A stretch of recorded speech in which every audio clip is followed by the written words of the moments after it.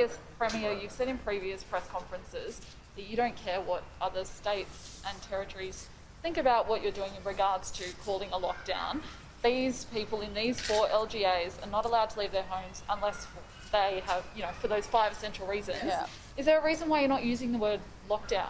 Because this essentially is a lockdown. You can use whatever word you like, but what is really important is for me to explain to our citizens who is directly impacted and what our citizens can and can't do. And we are making sure we get that information out. And I just ask everybody to come together and apply it. It's a very proportionate response. We've chosen not to do the stay-at-home orders in a broader area. But as I say, every day we get data, every day we look at situations. If there's a sudden turnaround and there's a massive improvement, well then health will provide us advice accordingly. If the opposite occurs, health will provide us advice accordingly. We always make decisions based on the health advice, and this is the best health advice and I believe a proportionate response to the risk that's posed.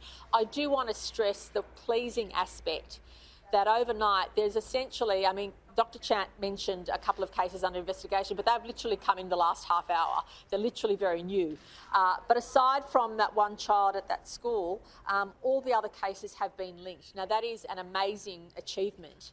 So our challenge is to make sure that everybody that needs to be isolated at the moment is, and to accept that we're likely to see more cases in coming days, given how contagious the virus is. So we expect 2 things. We expect a number of people already in isolation to develop the virus. We expect household contacts to develop the virus. And of course, our aim is to make sure we get on top of any potential spread, and that we also get on top of any chains of transmission that our testing hasn't picked up. And that's why it's really, really important to have those high levels of testing. Just to make this really clear, I'm not trying to make it more convoluted, I'm just trying to figure out. So if a person who lived north of the bridge was in the city yesterday working or in the city this morning, do they then return home to their place north of the bridge, and do they treat this like a lockdown? Yes. If you are essentially someone who usually works in one of those 4 local government areas, especially if you've been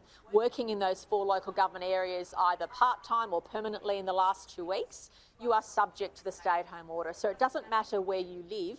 If you've worked in those 4 local government areas, you're subject to that as well, and that includes me. I don't live in those 4 local government areas, but I work in the CBD on most days.